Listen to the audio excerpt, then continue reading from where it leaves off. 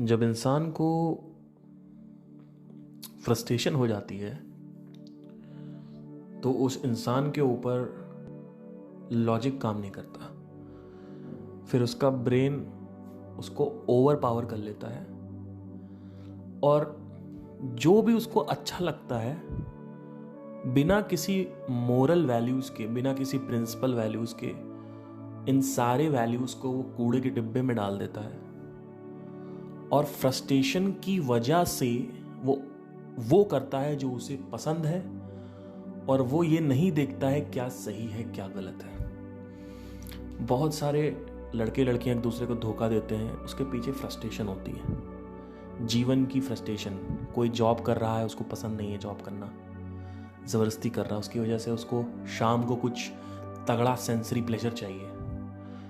ठीक है, किसी का लॉन्ग डिस्टेंस है तो वो पता लगाता है तो उसको पता चलता है कि उसकी जो गर्लफ्रेंड है वो किसी और के साथ भाग गई क्योंकि तुम उसके पास थे नहीं, उसको तुरंत इमीडिएट प्लेजर चाहिए था, भरपूर प्लेजर चाहिए था।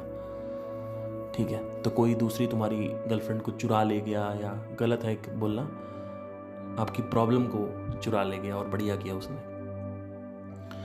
तो फ्रस्ट्रेशन जब इंसान के अंदर बढ़ जाती है, वैसे सबके अंदर होती है, लेकिन जब एक लेवल के बाद पानी सर के ऊपर से जब निकलता है तो उसके बाद क्या होता है कि एक इंसान कभी भी लॉजिकली सही गलत में नहीं रहता। सही गलत उसके लिए खत्म हो जाता है। वो आदमी सही गलत के परे निकल जाता है और वो दुष्टता की तरफ जाता जाता है, अंधकार की तरफ जाता जाता है, चलता जाता है।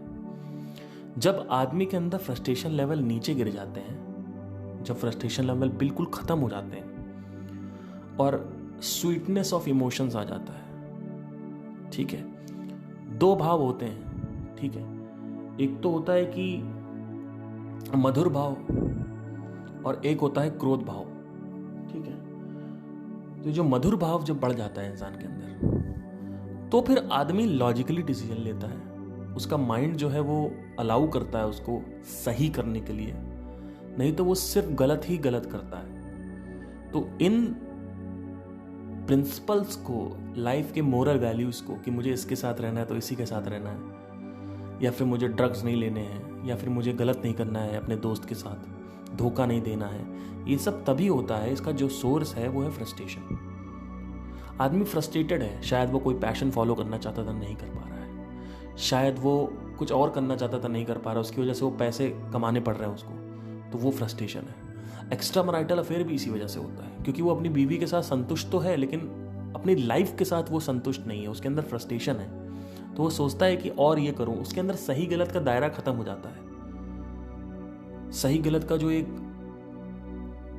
छत होती है उसके, वो खत्म हो जाती है उसके अंदर। वो सिर्फ गलत ही गलत करता रहता है। और ये एक इंसान, जो एक मनुष्य होता है, उसके मन का ये स्वभाव है कि अगर क्रोध भाव है अंदर बहुत ज्यादा, कोई भी रीजन हो सकता है, तो उसकी वजह से वो गलत ही करता है। क्रोधित इंसान सिर्फ गलत करता है, फ्रस्ट्रेटेड इंसान सिर्फ गलत काम करता है, अपने साथ गलत करता है, अपने शरीर के साथ गलत करता है और दूसरों के साथ तो करता ही करता है, जो उसके आसपास है उनके साथ करता है। इसीलिए बोलते हैं जो हमारा मन है वो परम शत्रु है, परम मित्र है। मित्र वो तभी है जब वो मधुर भाव में है।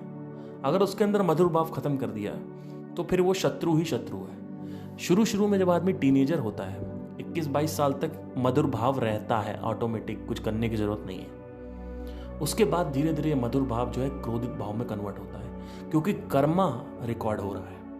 बहुत सारा data day to day life में रिकॉर्ड होता रहता है और आजकल डेटा बम्बार्डमेंट और बढ़ गई है because of audio and visuals.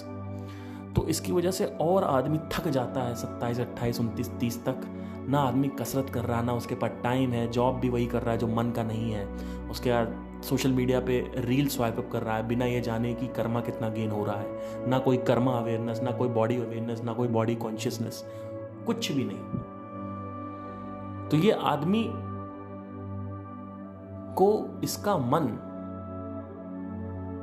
वश में कर लेता है और मन राज करता है और जो आत्मा है वो इसकी गुलाम बन जाती है।